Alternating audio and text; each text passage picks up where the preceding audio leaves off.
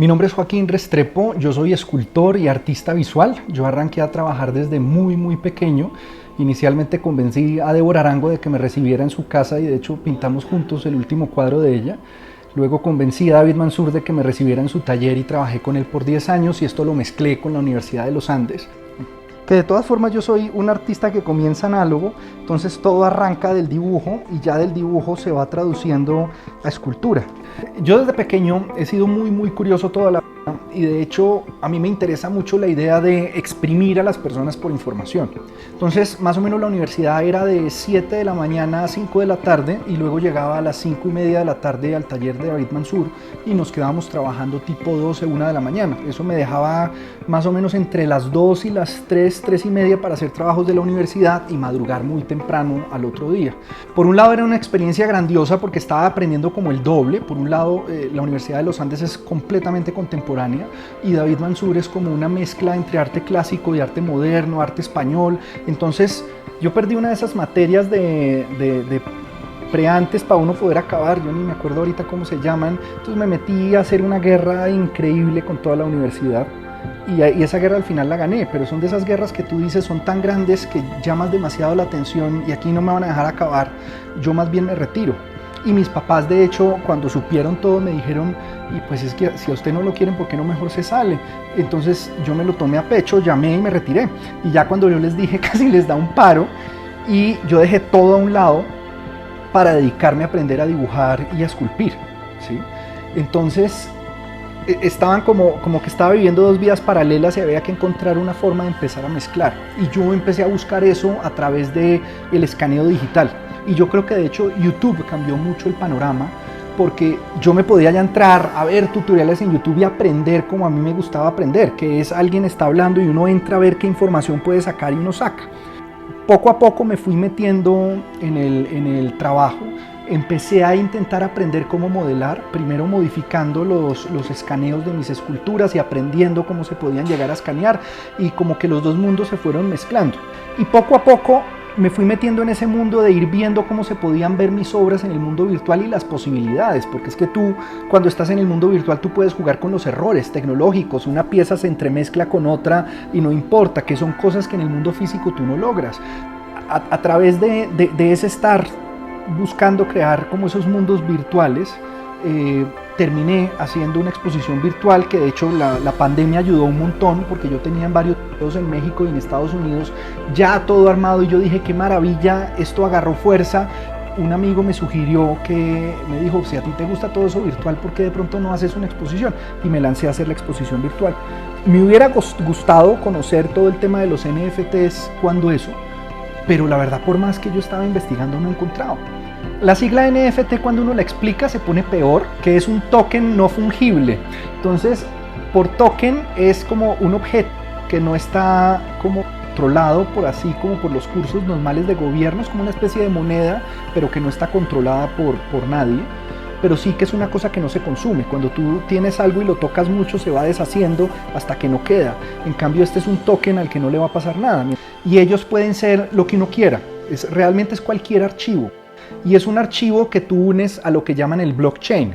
Y la forma en que yo entiendo el blockchain es como si tú tuvieras como un archivo de registros, como un libro con registros, donde tú guardas qué entra y qué sale, cuándo sale, a quién entra. Entonces si tú unes las dos cosas, tú tienes un archivo que es un archivo que está encerrado en un archivador.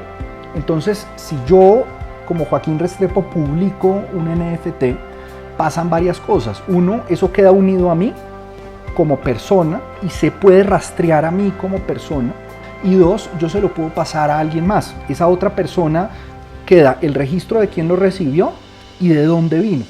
Hoy se puede estar hablando que tal vez los NFT son un mercado especulativo, pero yo creo que todo en la vida cuando comienza es un mercado especulativo. Si tú tienes una docena de huevos inicialmente, es un mercado especulativo cuando los vas a arrancar a vender, pero ya luego de que los has vendido durante 5 años ya deja de ser especulativo y se vuelve un mercado normal.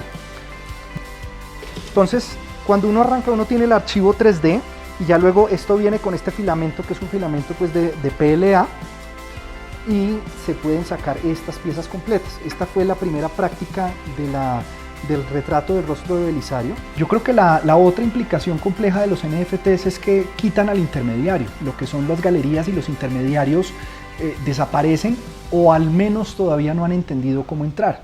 Entonces ya no es como que tú vayas a ver en Christie's que se van a vender tu cuadro dentro de 50 años por 10 millones de dólares y no te queda un peso, sino que te va a quedar el 10% de eso. Y yo creo que es algo que a los artistas nos deben desde hace mucho rato. La parte más importante de los NFT es la comunidad de toda la gente que empezó a entrar, por un lado, y por otro lado que me obligó a tener que mover redes sociales como no lo había movido antes. Yo antes lo movía como por gusto para compartirle a mis amigos lo que estaba haciendo. Ya hoy en día me toca ser muy cuidadoso con qué es lo que subo y cómo lo subo y cada cuánto estoy subiendo información. Por ejemplo, la semana pasada que subí como el pequeño tráiler de mi exposición virtual, esto viene con música de una gran compositora inglesa y yo le pongo el arroba, tan.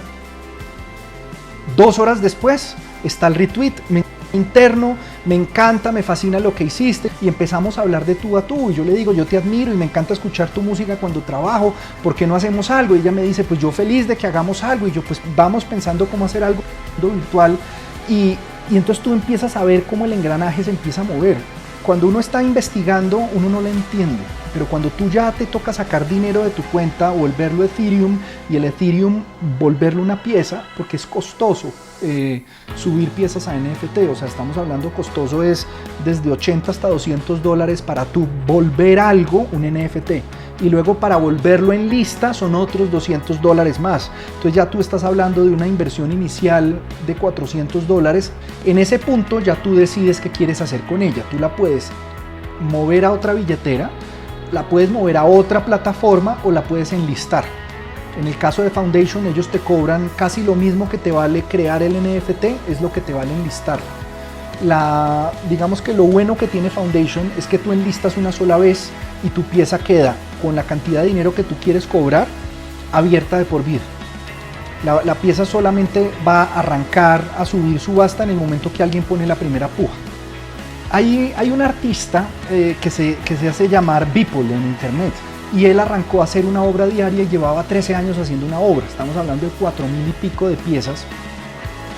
Él comienza a subir sus piezas a NFT, y las piezas al principio súper baratas, o sea, estamos hablando de piezas vendidas en $100, $50, $70, incluso por debajo de lo que uno puede generar ganancia, pero luego estas piezas empezaron a revenderse en el mercado secundario por $200,000, $300,000, $400,000, $500,000. Entonces una de las grandes casas de subastas le dijo, saquemos un NFT suyo, y lo que hicieron fue sacar las 14.000 y pico de piezas en un solo NFT, que tú cuando lo ves un mosaico que uno no entiende, pero el comprador final sí puede hacer zoom y tener cada una de las piezas, que yo creo que eso es importante pues saberlo.